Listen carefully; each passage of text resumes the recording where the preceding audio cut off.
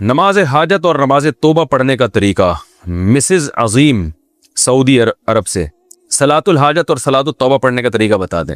یاد رکھیں صلاۃ الحاجہ یا صلاۃ التوبہ کے نام سے الگ سے کوئی شریعت میں نماز نہیں ہے، کوئی کہ بھئی نبی نے فرمایا ہو کہ یہ صلاۃ الحاجت ہے، وہی صلاۃ ہے، وہ آپ اس میں یہ نیت کر لیتے ہیں میں دعا مانگوں گا تاکہ میری حاجت پوری ہو، تو اس سے پہلے میں نماز پڑھ رہا ہوں، تو وہ صلاۃ الحاجت، لوگ اس کو صلاۃ الحاجت کہہ دیتے ہیں۔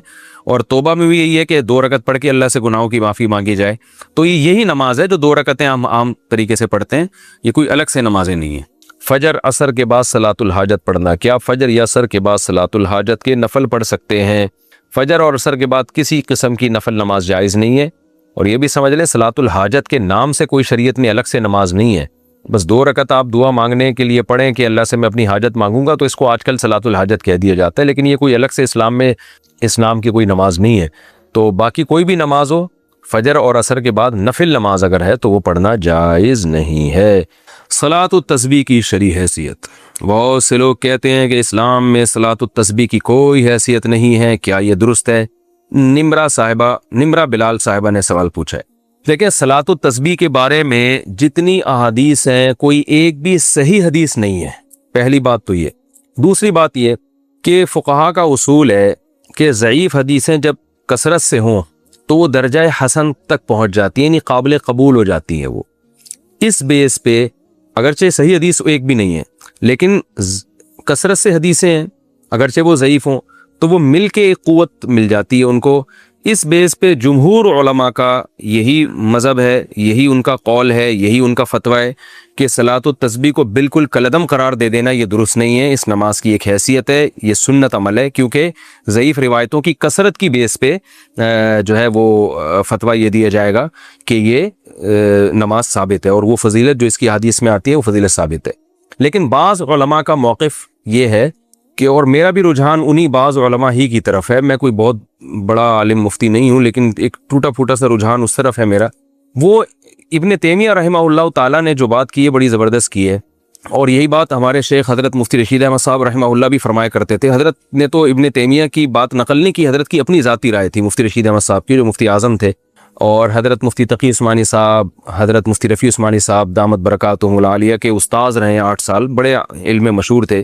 ان کا بھی رجحان اس طرف تھا کہ وہ بھی صلاۃ التسبیح کو نہیں مانتے تھے۔ اس کی وجہ یہ تھی کہ وہ یہ کہتے تھے کہ ٹھیک ہے درجہ حسن تک روایتیں پہنچ رہی ہیں، مگر ان روایتوں سے جو نماز ثابت ہو رہی ہے نا، وہ ان مشہور متواتر روایتوں کے بالکل اپوزٹ ہے، یعنی ان کے خلاف ہے۔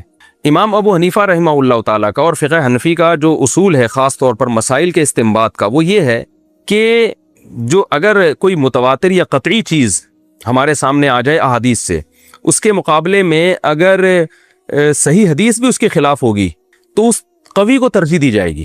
جیسے قرآن ایک متواتر ہے، اب قرآن سے اگر کوئی حکم ثابت ہو رہا ہے تو اگر حدیث صحیح حدیث سے بھی یعنی حدیث اگر صحیح بھی ہو اور اس کے خلاف چلی جائے گی تو احناف پھر قرآن کو لیتے ہیں، حدیث کو اس میں تعویل کر لیتے ہیں، کیونکہ قرآن قطعی ہے۔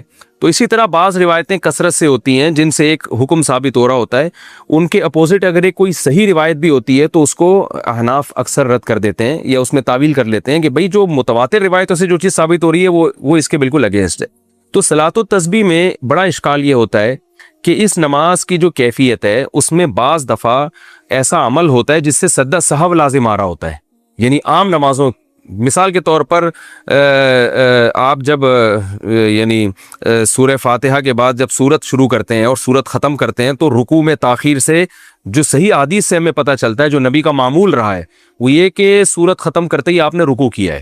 تو اسی وجہ سے فقہا نے کہا ہے کہ اگر سورت ختم کرنے کے بعد آپ رکوع میں تاخیر کریں گے تو سجدہ سہو لازم ہو جائے گا۔ یہ کثیر صحیح حدیث سے یہ اصول نکالا ہے فقہا نے، جبکہ صلاۃ التسبیح اس کے اپوزٹ ہے۔ اس میں کیا آتا ہے کہ آپ تلاوت ختم کرنے کے بعد تسبیحات پڑھنا شروع کر دیتے ہیں، رکوع میں تاخیر لازم آ رہی ہوتی ہے۔ تو صحیح احادیث سے جو بات، بے غبار روایات اور کثرت روایات سے جو بات ثابت ہو رہی ہے وہ یہ ہوتی ہے کہ سورت ختم کرتے ہی رکوع کرنا واجب ہے۔ تو اس میں کیا ہو رہا ہے کہ رکوع کرنا واجب نہیں ہے، تو یہ اگینسٹ ہو رہی ہے نا ان صحیح احادیث کے۔ اس لیے بعض علماء کا موقف یہ ہے کہ اگرچہ ضعیف روایتیں ہیں، کثرت سے ہیں، درجہ حسن تک پہنچی ہوئی ہیں، مگر اس سے جو نماز کی کیفیت ثابت ہوتی ہے وہ متواتر جو روایتیں ہیں ان سے ثابت ہونے والی کیفیت کے خلاف ہے۔ تو جو قوی ترین چیز ہے اس کو لیا جائے اور اس کے جو اپوزٹ اس کے جا رہی ہے اس کو ترک کر دیا جائے. اس بیس پر مفتی رشید احمد صاحب رحمہ اللہ تعالیٰ کی رائے تھی. حالانکہ انہوں نے کئی سال صلاۃ التسبیح پابندی سے پڑھی ہے, مگر جب ان کا رجحان اس طرف ہوا, یہ تحقیق کی طرف ان کا دماغ گیا, تو انہوں نے صلاۃ التسبیح چھوڑ دی. مگر منع نہیں کرتے تھے دوسروں کو, اس لیے کہ جمہور بہرحال اس کے قائل ہیں. تو میں بھی کسی کو منع نہیں کرتا, جو ہے وہ جمہور اس کے قائل ہیں, اور فقہ حنفی میں بھی فتویٰ اسی پر ہے کہ صلاۃ التسبیح پڑھنی چاہیے. تو لیکن بعض علماء بہرحال اس طرف گئے. اور پھر میں نے بعد میں علامہ ابن تیمیہ رحمہ اللہ تعالیٰ کی تحقیق پڑھی, انہوں نے بھی یہ بات لکھی ہے کہ لم یثبت مثلہ بمثلہ, کہ جس قسم کی نماز ان روایتوں سے ثابت ہو رہی ہے صلاۃ التسبیح والی, تو اس جیسی نماز جو صحیح روایتوں کے بالکل اگینسٹ جا رہی ہے اس کے لیے بہت مضبوط دلیل ہونی چاہیے. تو یعنی اتنی کمزور دلیل سے وہ ثابت اس کو نہیں کیا جا سکتا, کیونکہ یہ صحیح روایتوں کے اگینسٹ جا رہی ہے. یعنی جو مفتی رشید احمد صاحب کہا کرتے تھے, تو ابن تیمیہ رحمہ اللہ کی رائے بھی میں نے دیکھی کہ وہ بھی بالکل اس کے مطابق ہے. لیکن بہرحال جمہور اس کے قائل ہیں. علامہ ناصر الدین البانی رحمہ اللہ تعالیٰ وہ صلاۃ التسبیح کے قائل ہیں, اور انہوں نے اس مسئلے میں عبداللہ ابن مبارک رحمہ اللہ کی تقلید کی ہے, اور بالکل واضح لفظوں میں تقلید کی ہے. ان کی تحقیق جو میں نے پڑھی تو انہوں نے بتایا کہ اگرچہ ضعیف روایتیں, لیکن عبداللہ ابن مبارک رحمہ اللہ تعالیٰ جیسا محدث, وہ کہتے ہیں جب وہ پڑھا کرتے تھے تو پھر ہم اس کو سنتی سمجھتے ہیں. تو یعنی کیونکہ عبداللہ ابن مبارک بہت بڑے محدث تھے, فقیہ بھی تھے, تو انہوں نے کہا کہ عبداللہ ابن مبارک نے چونکہ اس نماز کو افضل سنت قرار دیا اور ثابت قرار دیا ہے, تو اتنے بڑے محدث کی رائے کو میں فالو کر رہا ہوں. تو انہوں نے اس تقلید کا لفظ تو ذکر نہیں کیا, لیکن انہی کی تقلید میں, تقلید اسی کو کہتے ہیں کہ آپ کسی پر اعتماد کر کے کہ بھئی جب اتنا بڑا آدمی ایک چیز پہ فتویٰ دے رہا ہے تو میں بھی اس پر اعتماد کرتا ہوں.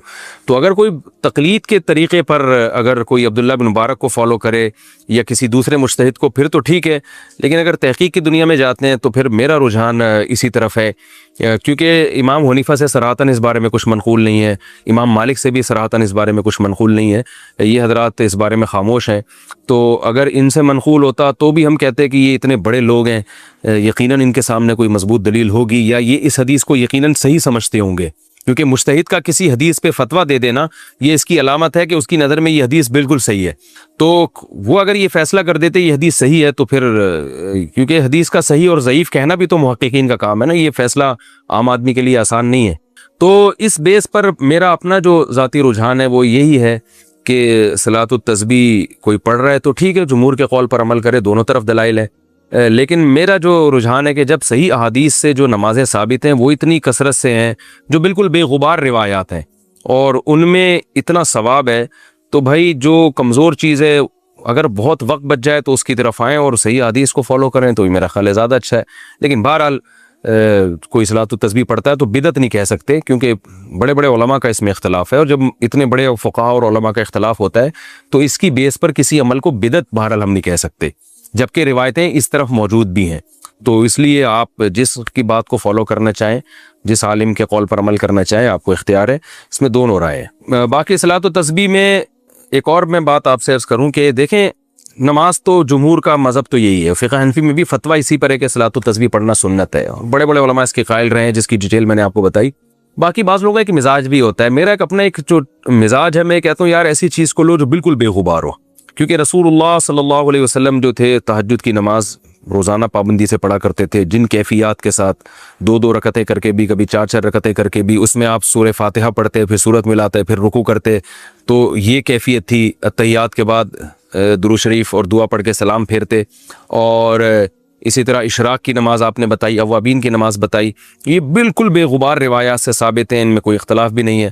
تو بعض کا مزاج بھی ہوتا ہے, میرا مزاج یہ کہ بھائی ایسی چیز کو لے لو جو بالکل بے غبار ہو. لیکن بعض لوگ کہتے ہیں کہ بھائی اس میں چونکہ تسبیح کا عمل بہت زیادہ ہو رہا ہے اور بڑی لمبی نماز ہوتی ہے اور تسبیح سے ایک طرف دماغ لگتا ہے, اس بیس پہ کہتے ہیں کہ یہ پڑھنی چاہیے.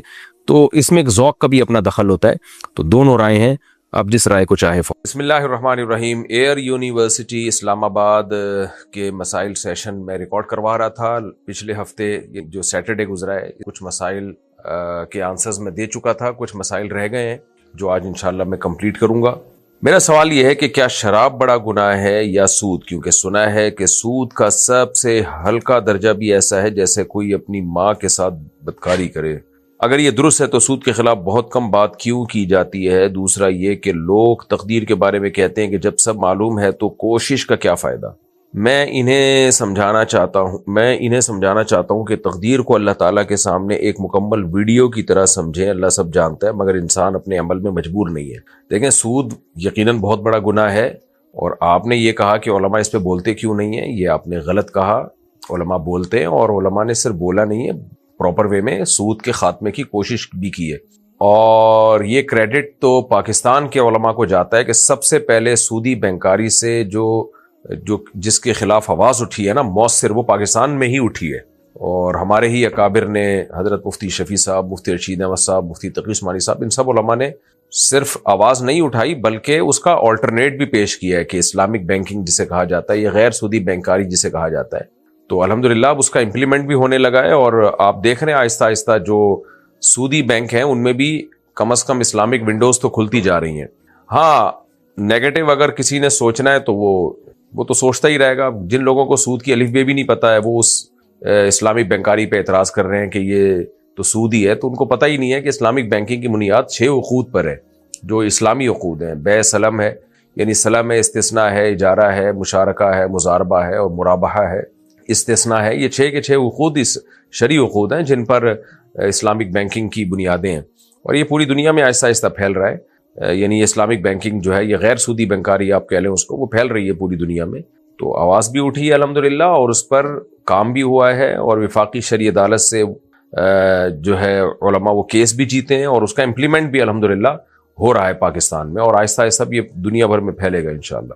باقی جو آپ نے کہا کہ تقدیر کی ایک مثال دی ہے، بالکل درست مثال دی ہے کہ انسان جو ہے مجبور نہیں ہے. اللہ کے علم میں ہوتی ہے یہ بات کہ اپنے اختیار سے گناہ کرے گا یا نیکی کرے گا، تو اسی کے حساب سے سب چیزیں ہو رہی ہیں. تو میں ایک ایپ استعمال کرتا ہوں جس میں 100 روپے جمع کروانے پر 300 روپے واپس ملتے ہیں. کیا یہ حرام ہے حلال؟ جناب یہ ایپ والے آپ کے کیا لگتے ہیں جو آپ کو 100 روپے جمع کروانے پر 300 روپے دے رہے ہیں؟ آج کل تو سگے ماموں بھی ایسا نہیں کر رہے ہوتے کہ 100 روپے دیں تو وہ آپ کو 300 روپے واپس کریں.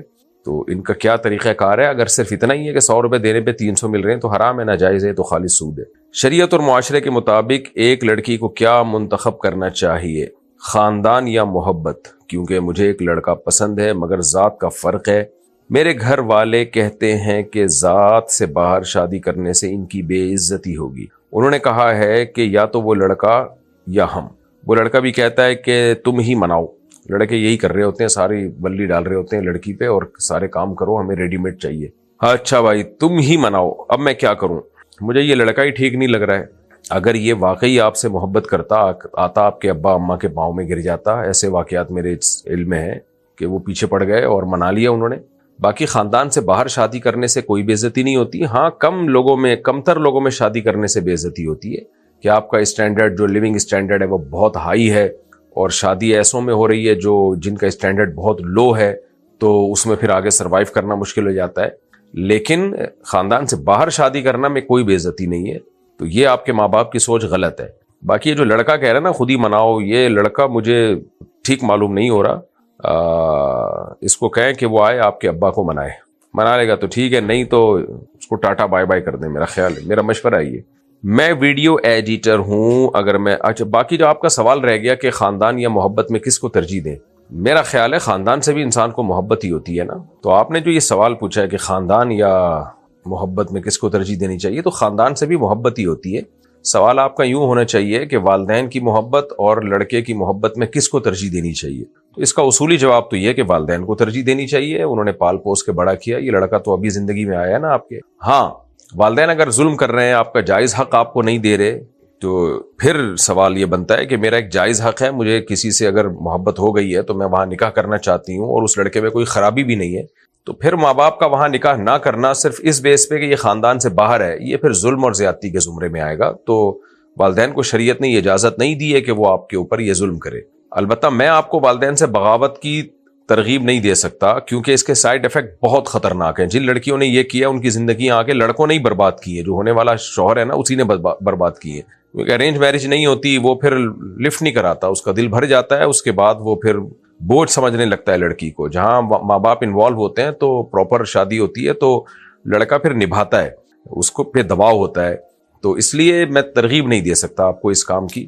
تو آپ کے والدین کو چاہیے کہ وہ مجھ سے یہ سوال پوچھیں یا کسی بھی عالم سے وہ یہ سوال پوچھیں کہ اگر ہماری بیٹی کو کسی کی طرف لگاؤ ہے اور وہ جائز یعنی اس کو رشتے میں بدلنا چاہتی ہے اور وہ لڑکا صرف خاندان سے باہر ہے، تو ہم اپنی خاندانی انا کو ترجیح دیں یا اپنی بیٹی کی چاہت کو ترجیح دیں؟ تو اس کا جواب حدیث میں ہے لن تری للمتحابین مثل النکاح، دو محبت کرنے والوں میں نکاح سے بہتر کوئی نہیں ہے۔ تو والدین کو شریعت نے یہ ترغیب دی ہے کہ اپنی انا کے بجائے اپنی بیٹی کے جذبات کو دیکھیں وہ، تو لیکن آج کل والدین دیکھتے نہیں ہیں۔ تو اب میں مشورہ ہی دے سکتا ہوں، اللہ آپ کے والدین کو سیدھے راستے پہ چلنے کی توفیق دے۔ لیکن بہرحال میں نے پہلے بتا دیا کہ یہ جو لڑکا ہے نا، اس کو چاہیے کہ وہ آپ کے ماں باپ کو جا کے منائے۔ وہ اگر نہیں منا رہا ہے تو اس کا مطلب وہ فری میں پیڑے کھانے کے موڈ میں ہے۔ میں ویڈیو ایڈیٹر ہوں، اگر میں لوگوں کی ویڈیوز میں ان کی ضرورت کے مطابق گانے یا میوزک لگاؤں تو کیا میں گنہگار ہوں گا؟ اگر ہاں تو اس کی جگہ کیا کروں؟ نہیں بھائی، گانے میوزک نہ لگائیں آپ۔ ایک تو بیک گراؤنڈ میں میوزک چل رہا ہوتا ہے نا، وہ میوزک نہیں ہوتا، وہ ایک جیسے آوازیں آ رہی ہوتی ہیں، وہ ہر ایک کی ویڈیوز میں ہوتی ہیں۔ آج کل تو ایک فیشن سے چل پڑا ہے، اور اس سے کیا ہوتا ہے کہ وہ اس کی جو اثر ہے اس ویڈیو کا وہ بڑھ جاتا ہے۔ تو وہ اس کو کہتے تو میوزک ہیں، لیکن میرے خیال میں وہ میوزک میں نہیں آتا، جیسے نہیں آؤ اس طرح کر کے چل رہا ہوتا ہے پیچھے۔ تو اس حد تک تو گنجائش ہے۔ میوزک ہوتا ہے جیسے باقاعدہ گانوں میں ٹھش پش چل رہا ہوتا ہے، وہ ٹھیک نہیں ہے، تو آپ اس سے اوائڈ کریں، کچھ اور لگا دیں۔ یونیورسٹی فیس پر مقررہ تاریخ کے بعد روزانہ 200 روپے اضافی وصول کرنا، کیا یہ سود میں شمار ہوگا یا نہیں؟ دیکھیں، یونیورسٹیوں میں اگر آپ ٹائم پہ فیس جمع نہ کرائیں تو وہ لیٹ فیس پہ جو وہ پیسے لیں وہ سود ہی ہے، بشرطے کہ وہ اس کو اپنے پروفٹ میں شامل کریں۔ البتہ یہ بھی ایک حقیقت ہے کہ اگر فیس جمع کرانے والے پر کوئی پینلٹی ہی نہ ہو تو وہ ٹائم پہ نہیں جمع کرائے گا۔ تو یونیورسٹی ایک ایگریمنٹ کر سکتی ہے مجبوری میں کہ جو اسٹوڈنٹس اگر دیر سے فیس جمع کرائیں گے تو پھر ہم ان سے کچھ اضافی رقم لے کے چیریٹی کر دیں گے اس کو، جیسے کہ میزان بینک یا اسلامک بینک کرتے ہیں نا، کہ اگر آپ نے جو قسطیں ہیں وہ ٹائم پہ جمع نہیں کرائیں تو وہ پینلٹی لگاتے ہیں، لیکن وہ پینلٹی چیریٹی ہوتی ہے، وہ بینک کا پروفٹ نہیں ہوتی۔ تو یہ کرنے کی گنجائش ہے، وہ بھی شدید ضرورت میں۔ تو یونیورسٹی اضافی پیسے لے بتا دے کہ آپ نے ٹائم پہ پیسے جمع نہیں کرائے تو ہم اضافی لیں گے، لیکن وہ یونیورسٹی کا پروفٹ نہیں ہوگا، وہ یونیورسٹی استعمال نہیں کرے گی، وہ یونیورسٹی چیریٹی کر دے گی، اس کو غریبوں میں، مسکینوں میں، یا جو بھی ٹرسٹ ہوتے ہیں ان کو دے سکتی ہے، وہ خود نہیں استعمال کر سکتی۔ اور یہ بھی جب پہلے سے بتا دیا جائے۔ میں شادی نہیں کرنا چاہتا، جس شخص سے میں محبت کرتا تھا وہ حادثے میں وفات پا گیا۔ ہاں، آپ بھی آدمی ہیں، محبت بھی جس سے کر رہے ہیں۔ میرے خیال ہے کسی خاتون نے پوچھا ہے، ہمارے کمپوزر کی غلطی ہے۔ میں شادی نہیں کرنا چاہتی، جس شخص سے میں محبت کرتی تھی وہ حادثے میں وفات پا گیا ہے۔ اس کے بعد زندگی ویسی نہیں رہی، اب میں خود پر کام کرنے پر یقین رکھتا ہوں۔ میرا خیال ہے جس کی ڈیتھ ہوئی ہے وہ خاتون ہے، ہمارے کمپوزر نے غلطی کی ہے، وہ خاتون کو بھی اس نے ہو گیا کر کے لکھ دیا۔ دوبارہ سے میں سوال پڑھتا ہوں، میں شادی نہیں کرنا چاہتا، جس سے میں محبت کرتا تھا وہ حادثے میں وفات پا گئی۔ اس کے بعد زندگی ویسی نہیں رہی، اب میں خود پر کام کرنے پر یقین رکھتا ہوں، یعنی اپنی ڈینٹنگ پینٹنگ، اپنی کنسٹرکشن کریں گے، اور خواتین سے دور رہنے میں کامیابی سمجھتا ہوں۔ کیا یہ رویہ درست ہے؟ بالکل غلط ہے یہ رویہ۔ آپ کی آگے اولاد نہیں ہوگی، بڑھاپے میں مصیبت ہوگی، آپ کی زندگی کی رنگینیاں ختم ہو جائیں گی۔ اگر وہ حادثے میں وفات پا گئی ہے تو کوئی بات نہیں، بہت ساری ایسی ہیں جو حادثے میں وفات نہیں پائی ہیں، تو آپ ان میں کسی سے ٹرائی کریں، اور محبت ہو جائے گی، جب شادی ہو جائے گی تو محبت بھی ہو جائے گی انشاءاللہ۔ ضروری نہیں ہے کہ ساری دنیا کی ساری خواتین حادثے میں وفات ہی پائیں، تو زندگی کا نظام کیسے چلے گا؟ تو کہیں اور کریں، آپ نکاح کر لیں، جب ساتھ رہیں گے انشاءاللہ محبت ہو جائے گی۔ تو نکاح کے بغیر زندگی گزارنا پسندیدہ کام نہیں ہے۔ کیا دھوکہ دینے والے کے ساتھ مکافات عمل ہوگا؟ جی بالکل ہوگا، دنیا میں نہ ہوا تو آخرت میں ہوگا، کبھی دنیا میں بھی ہو جاتا ہے، نہیں ہوتا تو آخرت میں تو ہوتا ہی ہے، آخرت تو ہے ہی انتقام کے لیے، لیکن بہت دفعہ ہم نے دیکھا ہے دنیا میں بھی ہو جاتا ہے، تو بس اللہ کے عذاب سے ڈرنا چاہیے ہمیں۔ براہ کرم میوچل فنڈز یا اسٹاکس سے کمائی کے بارے میں اسلامی نقطہ نظر سے تفصیلی رہنمائی فرمائے، کیونکہ اس میں ہماری براہ راست جسمانی محنت شامل نہیں ہوتی، بلکہ پیسہ خود پیسہ کماتا ہے۔ پیسہ اگر پیسہ کمائے تو اس کو سود نہیں کہتے، یہ لوگوں کے دل میں ایک غلط چیز ڈل گئی ہے کہ پیسے سے پیسہ کمانا جائز نہیں ہے۔ اگر آپ شرکت یا مزاربت کی بیس پہ پیسے سے پیسہ کماتے ہیں تو جائز ہے، سود کے طریقے پر جائز نہیں ہے کہ آپ اماؤنٹ دیں اور آپ کو اس اماؤنٹ پہ پرسنٹیج ملے، یعنی 1 لاکھ روپے دیے تو 1 لاکھ پہ آپ کو پرسنٹیج ملنا شروع ہو، تو یہ غلط ہے۔ ہاں، 1 لاکھ سے آگے کمپنی جو بزنس کرے گی اس بزنس میں جو پروفٹ ہوگا اس پروفٹ میں پرسنٹیج جائز ہے۔ تو میوچل فنڈ جو چل رہے ہیں آج کل، اسلامک بینک کی بات نہیں کر رہا ہے، جو نارملی بینکوں میں ہو رہا ہے وہ تو حرام ہے، ناجائز ہے، اور اسٹاک کی کمائی جائز ہے کیونکہ اس میں شیئرز آپ خریدتے ہیں. البتہ کمپنی جو ہے جس کمپنی کے شیئر خریدیں اس کمپنی کا کاروبار جائز ہونا چاہیے. سودی بینکوں کے شیئرز نہیں خرید سکتے آپ, شراب کی کمپنی کے شیئرز نہیں خرید سکتے, تو کمپنی کا کام جائز ہونا چاہیے.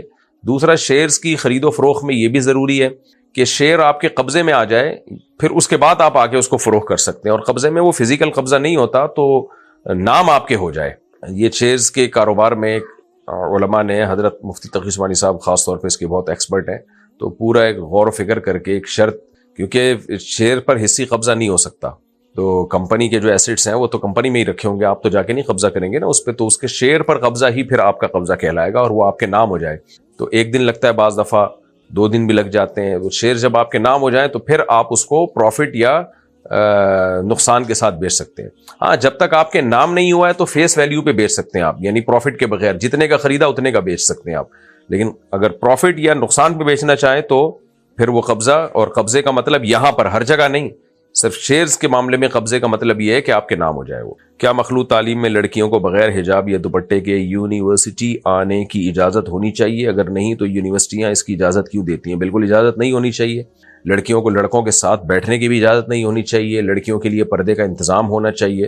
اب باقی یونیورسٹیاں اس کی اجازت کیوں دیتی ہیں تو ماموں کی باتیں آپ ماموں سے پوچھیں, یعنی یونیورسٹی کی باتیں آپ یونیورسٹی والوں سے پوچھیں. ایک اسلامی ملک میں ایسا نہیں ہونا چاہیے. بہرحال ہو رہا ہے تو اس پہ قانون سازی ہونی چاہیے. کسی نے کہا ہے کہ جی جزاک اللہ کہ آپ ہماری یونیورسٹی تشریف لائے, آپ کا بیان بہت عمدہ تھا. میرا سوال یہ ہے کہ میں اور ایک لڑکی ایک دوسرے کو پسند کرتے ہیں, مگر میں ابھی مالی طور پر خود مختار نہیں, تعلیم بھی باقی ہے اور گھر والے بھی راضی نہیں. فتنے کا اندیشہ ہے, ایسی صورت میں کیا کرنا چاہیے؟ فتنہ اللہ نہ کرے اگر آپ فتنے میں پڑ جائے تو اس فتنے میں کوئی خرچہ ہوگا آپ کا فتنے پہ پڑنے میں؟ جو آج کل لڑکے لڑکیوں کے ساتھ ڈیٹ مار رہے ہیں اس پہ تو کوئی پیسہ خرچ نہیں ہوتا, تو نکاح پہ کیوں پیسہ خرچ ہو رہا ہے؟ تو اس لیے فتنے میں پڑنے کا اندیشہ ہو یا نہ ہو, آپ اس سے نکاح کر لیں. لڑکی والوں کو یہ بتا دیں, ان کے گھر پیغام بھیجیں کہ بھائی آ ہی رہی ہے نا تو میری بیوی بنا دو, تو سادگی سے ہم نکاح کر لیتے ہیں. تو باقی یہ کہ ابھی میں نان نفقہ نہیں اٹھا سکتا, جب نان نفقہ اٹھا سکوں گا تو رخصتی کر دینا, ادروائز ہم میاں بیوی ہیں. آج کل تو ماں باپ نے بڑی اجازت دی ہوئی ہوتی ہے لڑکیوں کو کہ تو اپنے بوائے فرینڈ کے ساتھ وہ مل رہی ہوتی ہیں, تو بھائی بوائے فرینڈ نہیں ہوتا, گرل فرینڈ بوائے فرینڈ بنانا یہ گدے گھوڑوں کا کام ہوتا ہے. جانور جو ہے نا فزیکل ریلیشن قائم کرتے ہیں وداؤٹ میرج, تو اس طرح میرا خیال ہے نکاح کر لینا چاہیے. لیکن اس میں ضروری ہے کہ لڑکی کے گھر والے مان جائیں, وہ مانتے نہیں ہیں کمبخت. اور رخصتی بھی کر لیں تو کوئی حرج نہیں ہے. دیکھیں جب بیٹا پڑھ رہا ہو, پڑھائی میں دلچسپی لے رہا ہو, تو ماں باپ کو چاہیے اپنے خرچے پہ شادی کر دیں بیٹے کی. اپنے فادر سے بات کریں کہ ابا ایسے ہے کہ ہم دونوں مل ہی رہے ہوتے ہیں نا, آ ہی رہی ہے یونیورسٹی میں, آنکڑا تو ہو ہی رہا ہے, تو میں اس کو لے آتا ہوں, نکاح پڑھاتے ہیں, چلو بھائی ہمارے یہاں آ جاؤ, میرے یہاں سے اب صبح ہم دونوں اکٹھے کالج جایا کریں گے اور 2 پراٹھے زیادہ پک جائیں گے. آج کل تو ویسے بھی لڑکیاں ڈائٹنگ پہ زیادہ ہوتی ہیں, فزیکل فٹنس کے چکر میں تو تھوڑا ہی کھا رہی ہوتی ہیں. رپورٹ یہی ہے, باقی حقیقت تو اللہ ہی جانتا ہے. 2 کے بجائے 1 پراٹھا بھی بہت ہوگا صبح, تو کھانے میں شریک ہو جائے گی. کیا ہے اس میں؟ تو یعنی آپ کے گھر سے جایا کرے گی, وہ یونیورسٹی آپ کے ساتھ جایا کرے گی.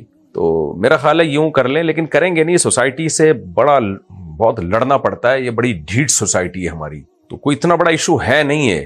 یعنی میں دوبارہ ریپیٹ کر دیتا ہوں اپنی بات کو, بہت ایزیلی آپ نکاح کر سکتے ہیں. نکاح کریں 2 گواہوں کی موجودگی میں, اپنی مسجد کے امام صاحب سے بولے نکاح پڑھواؤ امام صاحب, ان کے لڑکی کے والدین کو راضی کر لیں. اللہ کرے وہ میرا یہ کلپ سن کے وہ بھی راضی ہو جائیں کہ ہمیں چل یار, لا یار بندے لا, چل لے کے جا یار, ہماری بیٹی ہے, ٹھیک ہے, رخصتی کر دیں اس کی آرام سے, آپ لے جائیں اپنے گھر میں. اور ابا سے بولے ابا 2 روٹی ذرا زیادہ پکا لینا, آٹا تھوڑا سا زیادہ آ جائے گا, دوپہر کھانا تھوڑا سا زیادہ ہو جائے گا. مہمان بھی آ ہی جاتے ہیں نا, تو ایک اچھا سا مہمان آ گیا ہمارے گھر میں. اور ابا جب میں کمانا شروع کروں گا تو پھر میں کھلاؤں گا آپ کو انشاءاللہ. جب آپ ریٹائر ہو جائیں گے تو آپ کی رسپانسبلٹی میرے اوپر ہے. ابھی میں کھا رہا ہوں اور پڑھ رہا ہوں تو میں کما نہیں سکتا, تو ابا آپ میرے ہی ابا ہیں, میں نے ہی آپ کو رکھنا ہے ہمیشہ, آپ کی ذمہ داری مجھ پر ہے. تو ابھی آپ میری بیگم کو کھلا دیں, کل انشاءاللہ میں آپ کو, اور آپ کی اپنی اماں کو تو میں کھلا ہی رہا ہوں, کھلاتا ہی رہوں گا انشاءاللہ. تو اس طرح سے کر لیں تو ہنسی خوشی بہت آرام سے کام ہو سکتا ہے. لیکن ہوگا نہیں, اللہ بس ہدایت دے ہماری سوسائٹی کو. میں تو بھائی جو شریعت میں ہے یہ وہ بتا دیا میں نے آپ کو. اب آپ میں کتنا تپڑ ہے, کتنا لڑکی کے ابا کو سمجھا سکتے ہیں, یہ آپ جانیں. میں گیم ڈیولپر ہوں, آرٹ کے میدان میں جیسے کیریکٹر ڈیزائن, جانداروں کی ڈرائنگ, اس کی شرعن کتنی اجازت ہے؟ اور اگر کوئی شخص بے جان چیزیں بنائے جیسے گیم میں AI روبوٹ, تو اس کا کیا حکم ہے؟ देखें, प्रिंटेड तस्वीरें चेहरे की बनाना तो जायज़ नहीं है, जानदार का यानी जानवर या इंसान का चेहरा। अलबत्ता जो डिजिटल तस्वीरें हैं उसके बारे में उलमा की दोनों राय हैं। हमारी राय में तो ये जायज़ है, दारुल उलूम कुरंगी के उलमा की यही राय है। वो इसको कहते हैं कि ये चूँकि इसको करार नहीं है इस तस्वीर को, इसलिए डिजिट फॉर्म में जो भी पिक्चर होगी वो बेहयाई वाली ना हो, तो जो भी तस्वीर होगी वो तस्वीर के हुक्म में दाखिल नहीं है, तो उसकी गुंजाइश है। और बेजान तस्वीरें तो बहरहाल बिला कराहत जायज़ हैं, उनमें तो कोई हर्ज नहीं। मुफ्ती साहब, यूनिवर्सिटी जाने वाले लड़कों के निकाह में सबसे बड़ी रुकावट यह है कि वो कमाते नहीं होते। मेरा निकाह भी इसी वजह से 1.5-2 साल से रुका हुआ है। कोई ऐसा इदारा बताया जा सकता है जो सदक़ात व खैरात के ज़रिए नौजवानों को आर्जी तनख्वाह दे, और क्या ये जायज़ होगा, और क्या आप इसका मशवरा देते हैं? खिलाफत उस्मानिया जब मुसलमानों की खिलाफत थी उस वक्त तो ऐसा होता था, कंवारों को के साथ मदद की जाती थी। जब से हमारी खिलाफतों का खात्मा हुआ है तो कंवारों की मुश्किलात में काफ़ी ज़्यादा इजाफा हो गया है। लेकिन आपके जो खलीफा हैं वो आपके अब्बा हैं जो घर में उनकी खिलाफत कायम है। मैं बार बार अपने बयानात में एक बात बताता हूँ, देखें, माँ बाप को चाहिए यानी वालिद को चाहिए अपने खर्चे पे अपने बेटे की शादी कर दिया करे। वो अगर बेटा यानी एक 2 शर्तों के साथ, या तो बेटा कमा रहा है, जैसे उसकी तनख्वाह है लेकिन इतना पैसा नहीं होता कि वो निकाह के मसारिफ उठा सके, या यानी या तो कमाता हो या ये कि वो पढ़ाई में दिलचस्पी ले रहा हो, पढ़ रहा हो। तो जब पढ़ रहा है तो वालिद को चाहिए कि वो बहू का खर्चा भी उठा ले। खुलासा क्या निकला, दोबारा रिपीट कर देता हूँ कि बेटा अगर कमा रहा है फिर तो बहरहाल कर दें उसकी शादी, और अगर नहीं कमा रहा लेकिन पढ़ाई में दिलचस्पी ली हुई है उसने, आपको पता है उसका फ्यूचर अच्छा है, जिसको कहते हैं फ़िक़ा की इस्तिलाह में कहते हैं बिलकुवा कमा रहा है, बिलफेल तो नहीं लेकिन बिलकुवा, यानी कमाने की ताकत है, आज नहीं तो कल कमा लेगा वो, उसके पास एक एबिलिटी है, काबिलियत है। मिसाल के तौर पर मेडिकल कॉलेज में अगर कोई लड़का पढ़ रहा है तो रोशन मुस्तकबिल है, उसका फ्यूचर जो है वो रोशन है। कोई फौज में चला गया, उसका फ्यूचर रोशन है। तो कोई गवर्नमेंट की जॉब लग जाएगी अगर वो कोई ऐसी पढ़ाई कर रहा है, उसका फ्यूचर रोशन है। रोशन इस सेंस में कि भाई एक पक्की जॉब है, गवर्नमेंट की जॉब है। तो ये जो फौज के होते हैं, ये पुलिस होती है, या ये कि आप मेडिकल कॉलेज में पढ़ रहे हैं, ये सारे वो डिपार्टमेंट हैं जिसको गवर्नमेंट जॉब कहा जाता है, और कहा जाता है भाई ये पक्की जॉब है, या आपके पास कोई ऐसी काबिलियत है, आपको पता है प्राइवेट कंपनी में पक्की ढक्की जॉब लगेगी। सीए कर रहा है कोई लड़का, चार्टर्ड अकाउंटेंट बन रहा है, और आपको पता है वो सही नंबर ले रहा है और मेहनत कर रहा है, तो जाहिर है चार्टर्ड अकाउंटेंट का फ्यूचर आपको पता है कि बहुत ही रोशन होता है, तो अच्छी बड़ी तनख्वाहें होती हैं इनकी। इस टाइप का कोई बच्चा जो पढ़ाई में पूरी दिलचस्पी ले रहा हो, तो बाप को चाहिए कि वो अपने खर्चे पे बेटे की शादी करा दे, बजाय इसके कि दाएं बाएं से सदका तो खैरात लिए जाएं, बल्कि वो अपने खर्चे पे अपने बेटे की शादी कराए और बहू का खर्चा खुद उठा ले। लड़की वालों से बात कर ले कि भाई हमारा बेटा है, तो अगर वो पढ़ाई में दिलचस्पी ले रहा है तो वालिद कर लेना उसकी शादी, और बहू को अपने खर्चे पे खिलाते तो क्या जा रहा है, इसकी भी बेटियों की तरह है वो बहू, आगे जो औलाद होगी आप उसके दादा होंगे।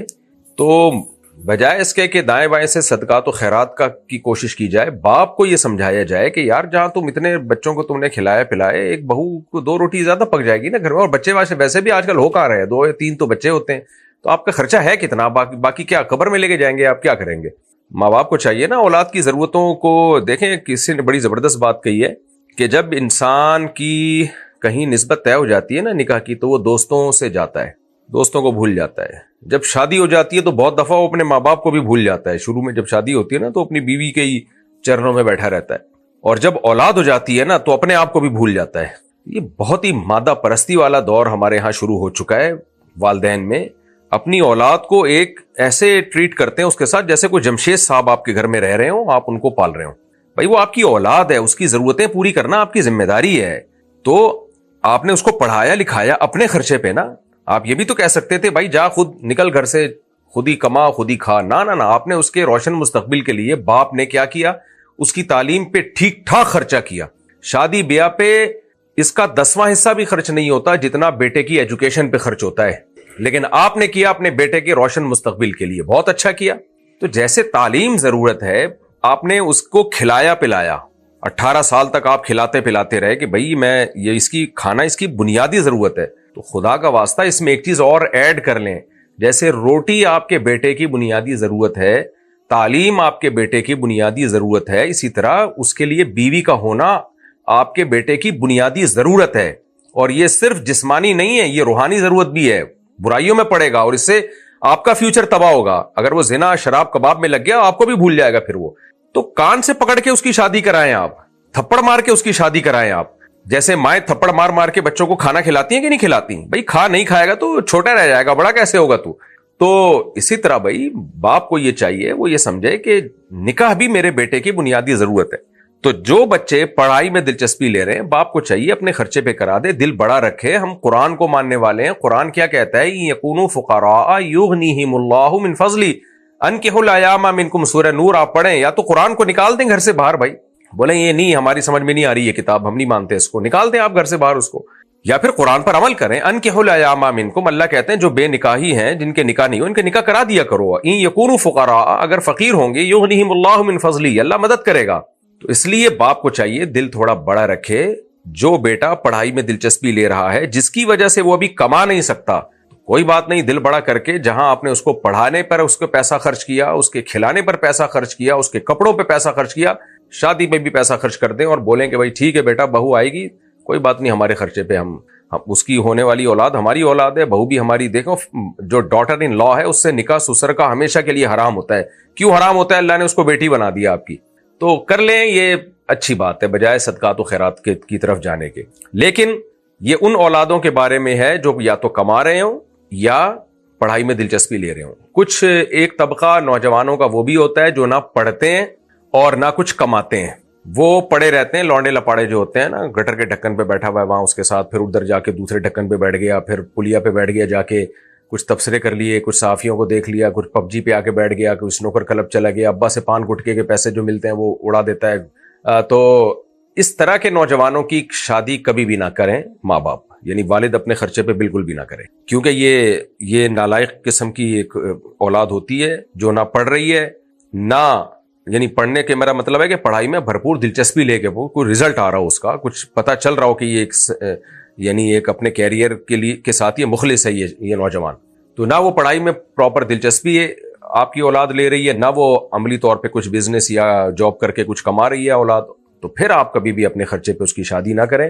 کیونکہ جب اس کی بیوی بھی آ جائے گی اور خرچہ باپ اٹھائے گا تو پھر وہ اور زیادہ سست ہو جائے گا. ابھی تو شاید اس امید پہ کچھ کما لے کہ بھائی مجھے رشتہ نہیں ملے گا، لیکن اگر باپ نے اس کی ذمہ داری اٹھا لی تو ایسی نالائق اولاد جو ہے پھر وہ بڑی مصیبت بنتی ہے. ایسے لوگوں کو میں سختی سے منع کرتا ہوں کہ اپنے بیٹے کی آپ شادی نہ کریں، کیونکہ ہوگا یہ کہ جب وہ شادی کر لے گا تو اور لاؤبالی ہو جائے گا، پھر وہ بچے تو بہت اسپیڈ سے پیدا کرے گا اور لا کے اپنے باپ کی گود میں ڈالتا رہے گا کہ کھلاؤ ان کو، اور باپ صبح شام ڈپریشن میں جائے گا، اس کو تانے دے گا کہ تو کماتا کیوں نہیں ہے. وہ دل میں سوچے گا مجھے ضرورت کیا ہے کمانے کی. تو کسی کی بچی کا بھی مستقبل تباہ ہوگا، گھر تباہ ہوگا. اس لیے دیر آر 3 ٹائپس آف لڑکوں، یعنی لڑکے جو ہے نا، دیر آر 3 ٹائپس آف لونڈے لپاڑیز. ان کی 3 قسمیں ہیں. ایک جو کما رہے ہوں ان کی بھی شادی کر دیں. نمبر 2 جو پڑھائی میں بھرپور دلچسپی لے رہے ہوں ان کی بھی شادی کر دیں. تیسرے وہ ہیں جو نہ کما رہے ہیں نہ پڑھائی میں دلچسپی لے رہے ہیں، ان کی کبھی بھی نہ کریں. تو یہ طریقہ ہے میرے بھائی. اور اگر باپ یہ کام نہیں کرتا تو پھر صدقات و خیرات سے بھی مدد کی جا سکتی. نبی صلی اللہ علیہ وسلم نے ارشاد فرمایا کہ 3 آدمیوں کی مدد اللہ نے اپنے ذمے لے لی ہے. ایک وہ غلام جو غلامی سے آزادی چاہتا ہو، ایک وہ جو اللہ کے راستے میں جہاد کر رہا ہو، ایک وہ جو نکاح کرنا چاہتا ہے زنا سے بچنے کے لیے. تو اس لیے علماء نے لکھا ہے کہ جو شخص نکاح کرنا چاہتا ہے نوجوان اور اس کو مالی ضرورت ہے تو اس کے ساتھ مالی تعاون کرنا یہ بہت بڑی نیکی ہے، کیونکہ گویا کہ آپ اللہ کے گویا مددگار بن رہے ہیں. اللہ چاہتا ہے کہ میں اس کا نکاح کرا دوں، تو آپ نے کیا کیا؟ اس کو پیسے دے کے گویا اللہ نے جو ذمہ داری اپنے اوپر لی ہے وہ آپ نے اپنے اوپر لے لی، کیونکہ اللہ مخلوق کے ذریعے کام لیتا ہے نا ایسے لوگوں کے. تو ایسے نوجوان کے ساتھ مالی تعاون کرنا تاکہ اس کا نکاح ہو جائے، کیونکہ جہیز اور بارات اسلام میں نہیں ہے. نکاح میں مالی تعاون اسلام میں لڑکیوں کے ساتھ نہیں ہوتا، لڑکوں کے ساتھ ہوتا ہے، کیونکہ ذمہ داری رسپانسبلٹی مالی ساری ان کی ہے، لڑکوں کی ہے. پہلے زمانے میں ایسا ہی ہوتا تھا. ہم چونکہ رہے ہیں ہندوؤں کے ساتھ تو جہیز ویز اور یہ بارات ہمارے یہاں آ گیا. اب لڑکی کا باپ پیسے مانگتا پھر رہا ہوتا ہے کہ میری بیٹی کی شادی ہے. شیخ عبد الفتاح ابو غدہ عرب عالم تھے رحمہ اللہ تعالیٰ، بہت بڑے عالم، ادھر بیت المکرم میں ان کا بیان ہوا کرتا تھا. ایک دفعہ وہ آئے تو انہوں نے بیان کیا تو کسی نے کہا کہ میری بیٹیاں ہیں ان کی شادی کے لیے دعا کریں. وہ بڑے حیران ہوا، بیٹیوں کی شادی کے لیے کون دعا کرواتا ہے؟ بیٹیوں کی شادی تو ٹھک ٹھک سے ہوتی ہے، نہ کوئی پیسہ چاہیے ہوتا ہے اس کے لیے. کیونکہ وہ عرب ملکوں کے تھے نا، تو انہوں نے کبھی یہ سنا ہی نہیں تھا. یہ بہت دفعہ سنا تھا میرا بیٹا ہے جوان ہو گیا، اس کے لیے پیسوں کی ضرورت ہے، شادی کی ضرورت ہے، تو اس کے لیے دعا کریں. تو بیٹی کا تو انہوں نے کبھی سنا ہی نہیں تھا. تو یہ ہم لوگ ہندوؤں کے ساتھ رہے تو ہمارے یہاں بہت ساری چیزیں ایسی فضول قسم کی غیر مسلموں والی آ گئی ہیں. تو بیٹے کی شادی کے لیے تو تعاون کی ضرورت ہو سکتی ہے، غریب آدمی کو، بیٹے کو بھی ہو سکتی ہے. تو اگر ماں باپ تعاون نہیں کر رہے یا باپ خود غریب ہے تو لڑکے کی نکاح کے لیے پھر صدقات و خیرات سے اس کی مدد، زکوٰۃ کے ذریعے بھی اس کی مدد کی جا سکتی ہے تاکہ وہ زنا سے بچے. لیکن پھر وہی بات ہے کہ ہمارے ملک میں فراڈیوں کی تعداد زیادہ نہیں بلکہ بہت سے بھی زیادہ ہے. تو اس میں ہوگا یہ کہ بہت سے لوڈے لپاڑے جب یہ کلپ سنیں گے تو آ جائیں گے صدقات و خیرات کہ میں نے شادی کرنی ہے، مفتی صاحب نے فرمایا کہ زکوٰۃ و صدقات سے بھی مدد کی جا سکتی ہے تو زکوٰۃ دے دو. پھر اس میں پتہ ہی نہیں چلتا کہ کون مستحق ہے اور کون غیر مستحق ہے. اور ویسے بھی مانگنے والے کو دینا تو جب تک آپ کے پاس کھانے کے لیے 2 وقت کی روٹی کا انتظام ہے تو آپ کے لیے مانگنا جائز نہیں. تو دے دیا جائے کسی نوجوان کو آپ سمجھتے ہیں کہ اس کو نکاح کی ضرورت ہے اور یہ ریلائبل ہے، ابا اس کے ساتھ تعاون نہیں کر رہے یا ابا خود غریب ہیں، تو سوسائٹی میں جو بھی مخیر حضرات ہیں ان کو چاہیے کہ اس نوجوان کے ساتھ تعاون کریں. یہ لو بیٹا یہ ولیمے کے پیسے پکڑو، یہ فلاں پیسے پکڑو، آپ جو ہے وہ نکاح کرو.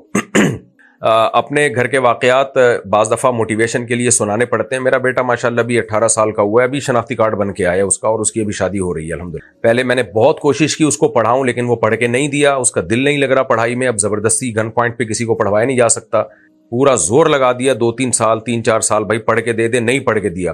دوسرے پڑھ رہے ہیں الحمدللہ لیکن وہ نہیں پڑھ کے دیا. تو پھر ہم نے اس کو اس نے کہیں تلاش کی، کوئی جاننے والوں کے پاس اس کو جاب مل گئی. جاب جیسے ہی ملی ہے چل بھائی، تو اس کا سارا ایکسپنسز میں نے جو خود اٹھائے، گھر کا ارینج کر دیا، ایڈوانس کرایہ مرایا سب دے دلا کے، فرنیچر ولیمہ شلیمہ، چل بھائی اب تو خود کھلائے گا اپنی بیگم کو. تو اتنا تعاون، یہ اتنا کوئی بڑا راکٹ اس میں وہ نہیں. آپ جب اتنے افراد کو کھلا رہے ہیں تو ایک بیٹے کی بھی آپ شادی کر دیں. تو ہاں اب اس کو بول دیا کہ بھائی اب جو بیگم کا خرچہ ہے اب تم نے خود اٹھانا ہے ساری زندگی، کیونکہ اب تم جاب کر رہے ہو. کیونکہ آپ پہلے سے اگر اس کو امیدیں دلا دو تو بچے نوجوان جو آج کل جو لونڈے لپاڑے وہ ڈھیلے پڑ جاتے ہیں، وہ پھر کہتے ہیں یار ابا ہی نہیں کرنا ہے، چھوڑو، ذمہ داری نہیں لے گا. تو الگ گھر کر دیا، چل بھائی اب تو نے سارا زندگی کا خرچہ تو نے خود اٹھانا ہے.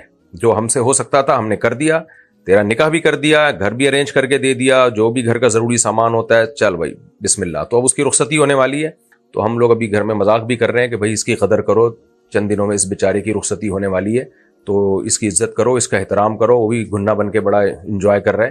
خیر، تو آسانی کے ساتھ یہ سب کچھ ہو سکتا ہے. آپ زیادہ خرچہ نہ کریں، ولیمے کے پیسے نہیں ہیں 10 افراد کو بلا کے کھانا کھلا کے آپ ولیمہ کر لیں بس. مہر زیادہ نہیں ہے، لڑکی والوں کو بتا دیں بھائی یہ ہم دے سکتے ہیں مہر، اس سے زیادہ ہمارے پاس نہیں ہے، نہیں تو ہم کہیں اور ٹرائی ماریں گے. تو میں نے جب دوسری شادی کی تھی 1 کمرے کا گھر لیا تھا میں نے، میری حیثیت اتنی تھی تو اپنے سسرال کو میں نے بتا دیا تھا بھائی 1 کمرے کا گھر ہے، اٹیچ باتھ روم ہے اور 1 کچن ہے، تو فی الحال میں یہی افورڈ کر سکتا ہوں، اس سے زیادہ میرے پاس گنجائش نہیں ہے. اگر آپ نے کرنی ہے شادی تو کر دیں، نہیں کرے تو ہم کہیں اور ٹرائی ماریں گے. تو اس طرح کئی جگہ سے مجھے ریجیکشن ہوئی اور ایک جگہ ہو بھی گئی. آج الحمدللہ میرے بچے ہیں، بڑے ہو گئے وہاں ان گھر والوں سے الحمدللہ، اور اچھی لائف اللہ کے فضل سے گزر رہی ہے. اگر آپ لوگ نظر نہ لگا دیں تو آپ سرے 10 جو ہو سکتا ہے وہ کر لیں، سرے 10 جتنی اللہ نے گنجائش دی ہے. پھر اللہ بھی تو دیکھ رہا ہے نا، جب آپ کے اولاد ہوگی گنجائشیں، مالی گنجائش ہوتی چلی جائے گی. نحن نرزقکم وإیاہم، اللہ کہتے ہیں ہم تمہیں بھی روزی دیں گے اور ان کو بھی، اولاد کو بھی.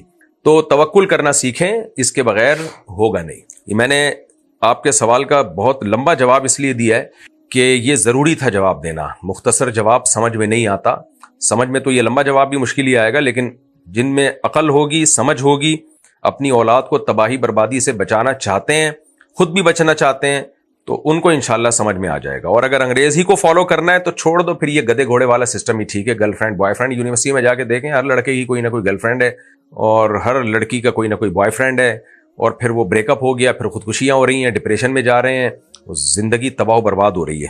اچھا بھائی، میرے والدین میری شادی میرے کزن سے، وہ شادی پوچھتے رہتے ہیں. دیکھو نوجوان، حالانکہ ایئر یونیورسٹی اسلام آباد کے نوجوان ہیں، لیکن اس سے پتہ چلتا ہے ان بیچاروں کا مسئلہ ہی یہی ہے. ظاہر ہے جس کو بھوک لگ رہی ہو تو ہر وقت روٹی پوچھے گا نا وہ. تو نوجوان چاہے ایئر یونیورسٹی میں پڑھ رہا ہو یا کسی آکسفورڈ یونیورسٹی میں پڑھ رہا ہو، لیکن ہے تو آدمی نا. اور لڑکی اگر پڑھ رہی ہے تو ہے تو وہ لڑکی.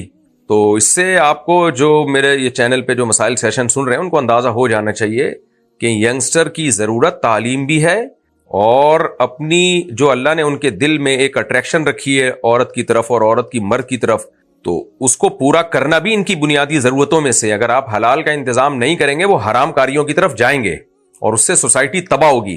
آدم علیہ السلام کو اللہ نے جنت میں رکھا تھا، وہ وہاں بور ہو گئے.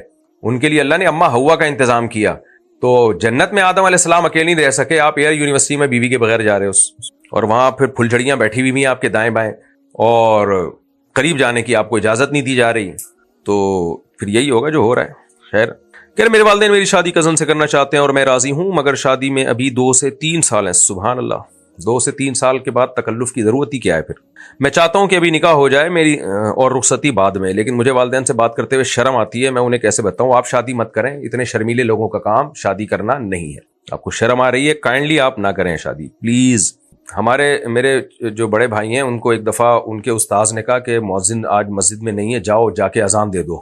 تو میرے جو بڑے بھائی ہیں انہوں نے کہا کہ مجھے شرم آ رہی ہے. تو انہوں نے کہا جاؤ پھر کسی بے شرم کو بلا کے لاؤ. تو آپ تھوڑی دیر کے لیے بے شرم بن جائیں اور کہہ دیں آپ اپنے ابو سے, ابو 2 سے 3 سال منگنی کر کے رکھنا یہ ظلم ہے, زیادتی ہے, شادی کر دیں, ورنہ پھر ...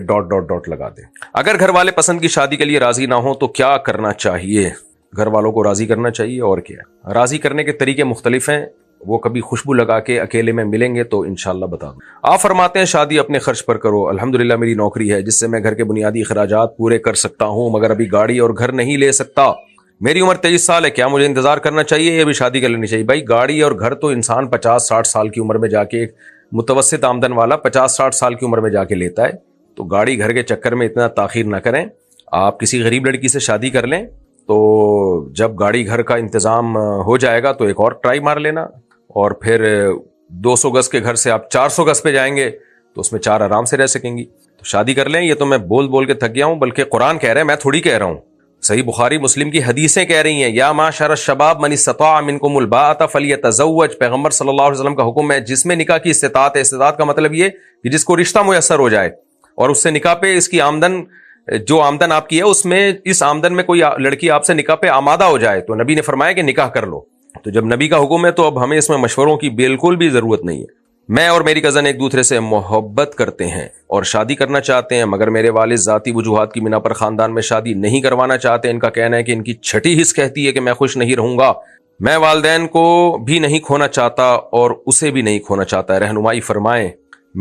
اپنے ابا کو میرا یہ کلپ سنائیں والدین کو, اور ان کو بولیں مفتی صاحب کہہ رہے ہیں میری 7ویں حص کہہ رہی ہے کہ آپ دونوں بہت خوش رہیں گے, کیونکہ نبی صلی اللہ علیہ وسلم نے فرمایا لن ترى للمتحابین مثل النکاح. 2 محبت کرنے والوں میں نکاح سے بہتر کوئی چیز نہیں ہے.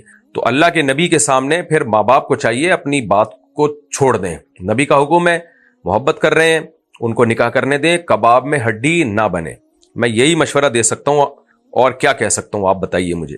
اگر کوئی شخص گناہوں میں اس قدر ڈوب جائے کہ گناہ کرتے وقت احساس ہی ختم ہو جائے تو اسے کیا کرنا چاہیے؟ نبی صلی اللہ علیہ وسلم نے فرمایا جب کوئی شخص گناہ کرتا ہے اس کے دل پہ ایک سیاہ نقطہ لگ جاتا ہے, توبہ کر لے تو وہ نقطہ ختم ہو جاتا ہے, لیکن کرتا رہے گناہ اور توبہ نہ کرے تو دل مکمل کالا ہو جاتا ہے, اور اس میں پھر حق کو سمجھنے کی صلاحیت ہی اللہ ختم کر دیتے ہیں. تو اب گناہ کرتے وقت احساس ہی ختم ہو جائے, اگر یہ سوال جس نے پوچھا ہے وہی اپنے بارے میں پوچھ رہے ہیں تو اس کا مطلب احساس ابھی ختم ہوا نہیں ہے.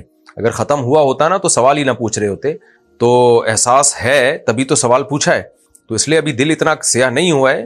توبہ کریں, تبلیغ میں وقت لگائیں, ماحول تبدیل کریں, اسی سے انشاءاللہ فائدہ ہوگا, اور اللہ کی رحمت سے مایوس نہیں ہونا چاہیے. جس کو بھی احساس ہو جائے نا کہ میں غلط کر رہا ہوں, اور یعنی یہ احساس کہ مجھے احساس ختم ہو گیا ہے, تو یہ بھی اصل میں احساس ہی کی ایک قسم ہے, کیونکہ جب احساس مکمل ختم ہوتا ہے تو پھر یہ احساس بھی نہیں ہوتا کہ مجھے احساس ختم ہو گیا ہے. یہ احساس نہیں ہوتا, یہ احساس ہونا اس کی علامت ہے کہ احساس ہے بھی. تو اب توبہ کی جا سکتی ہے, توبہ کا دروازہ موت تک کھلا ہوا ہے, اور گناہ کے وقت نہ کوئی اپنے اوپر جرمانہ رکھیں, کوئی سزا رکھیں اپنے اوپر, تاکہ جب گناہ کریں تو پھر وہ سزا دیں. اور قسم نہ اٹھائیں سزا کے بارے میں کہ قسم اٹھا کے یا منت مان کے لوگ کر لیتے ہیں, ایسا نہ کریں. بس دل میں پکا ارادہ کریں کہ مجھ سے گناہ ہوا تو میں یہ سزا دوں گا اور توبہ بھی کروں گا, تو انشاءاللہ اس سے آہستہ آہستہ چھوٹ جائے گا وہ گناہ. اگر کسی نے قسم کھائی اور توڑ دی تو کفارہ کیسے ادا کرے؟ اور اگر کسی نے روزے رکھنے کی نیت کی مگر پوری نہ کر سکا تو اس کا کیا حکم ہے؟ صرف نیت سے کوئی چیز واجب نہیں ہو جاتی, باقی قسم کھا کے توڑی ہے تو کفارہ یہ ہے کہ 10 غریبوں کو 2 ٹائم کا کھانا کھلائے, یا 2.25 کلو گندم کی قیمت جو ہے, یعنی ہر غریب کو 2.25 کلو گندم یا اس کی قیمت کے برابر رقم دے دے, یہ بھی ٹھیک ہے, یعنی 10 غریبوں کو. یا اگر خود غریب ہے, کھانا نہیں کھلا سکتا, پیسہ نہیں بانٹ سکتا, تو پھر 3 دن کے لگاتار روزے رکھے. اگر سمندر میں ایک مچھلی دوسری زندہ مچھلی کو نگل لے اور بعد میں دونوں کو اس حالت میں پکڑا جائے کہ چھوٹی مچھلی بڑی مچھلی کے پیٹ میں ہو اور اسے زندہ نکال لیا جائے, تو فقہ حنفی کے مطابق کیا وہ مچھلی حلال ہے؟ اور اگر وہ بڑی مچھلی کے پیٹ میں مر جائے تو حکم بدل جائے گا. دیکھیں فقہ حنفی قرآن و حدیث سے الگ سے کوئی چیز نہیں ہے.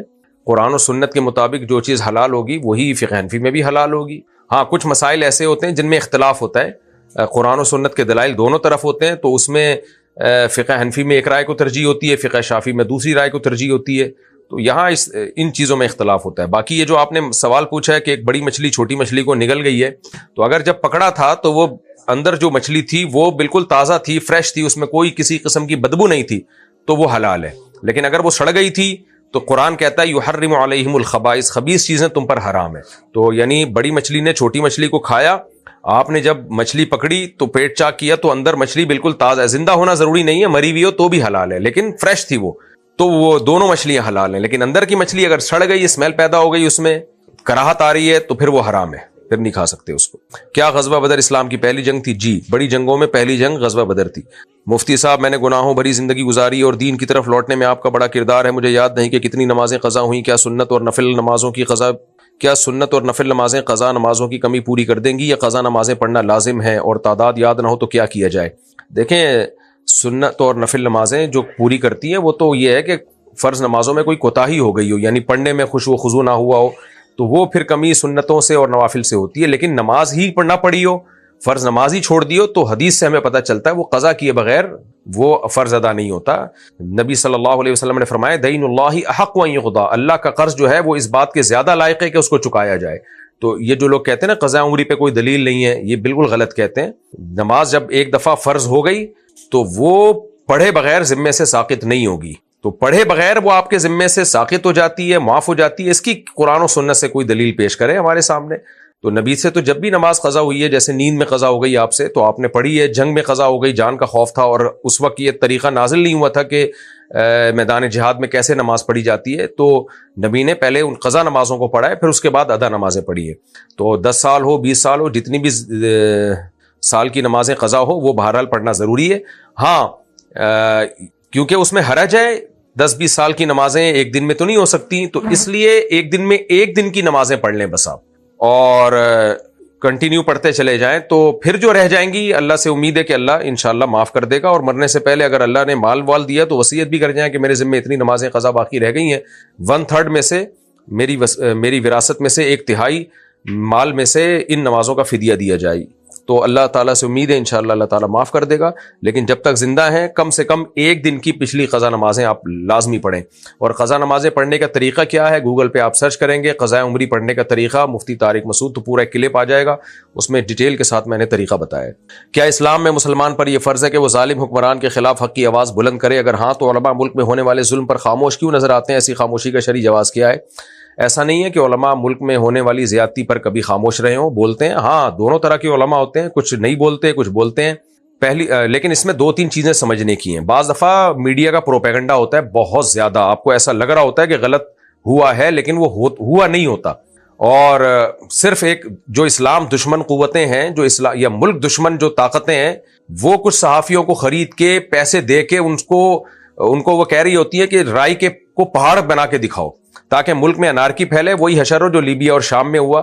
تو بعض دفعہ حقیقت اتنی سی ہوتی ہے لیکن سوشل میڈیا پہ اس کو جو ملک دشمن قوتیں ہیں وہ بڑھا چڑھا کے پیش کر رہی ہوتی ہیں. تو ایسے پروپیگنڈے سے ہوشیار رہنا چاہیے. اور بعض دفعہ واقعی ظلم زیادتی ہو رہی ہوتی ہے تو اس پہ آواز اٹھانی چاہیے. نبی صلی اللہ علیہ وسلم نے فرمایا سب سے بہترین جہاد ہے کلمۃ حق عند السلطان الجائر, ظالم بادشاہ کے سامنے حق بات بیان کرنا, لیکن اس کے سامنے بیان کرنا. ہمارے یہاں ہو یہ رہا ہوتا ہے کہ ممبروں پہ تو بہت کچھ بیان کیا جا رہا ہوتا ہے, حکومت ایسی حکومت نے یہ کر دیا, سامنے بیٹھ کے کچھ نہیں بیان کیا جا رہا ہوتا.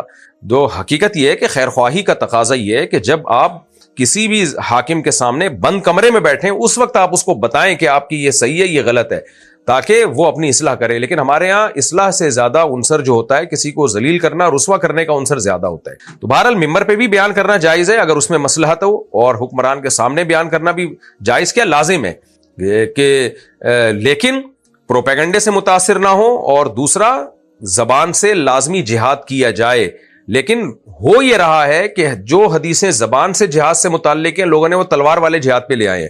تو ملک کے اندر مسلح بغاوت کسی صورت میں جائز نہیں ہے. قرآن و حدیث میں اس پر بہت سارے دلائل ہیں جو میں مختلف کلپس میں پیش بھی کر چکا ہوں. ملک میں آپ احتجاج کر سکتے ہیں, دھرنے دے سکتے ہیں, عوامی جلوس نکالا جا سکتا ہے. پوری دنیا میں یہ آپ کا آئینی حق ہے, رائٹ سمجھا جاتا ہے. اس پہ دنیا میں کہیں پابندی نہیں ہے. اگر کسی ملک میں پابندی ہے تو یہ ظلم ہے, زیادتی ہے. عوام کو یہ حق ہے کہ وہ اپنا احتجاج ریکارڈ کروائے, لیکن مار دھاڑ, توڑ پھوڑ, بم دھماکے, اس کی کسی صورت میں کسی کنٹری میں قطعاً اجازت نہیں ہے.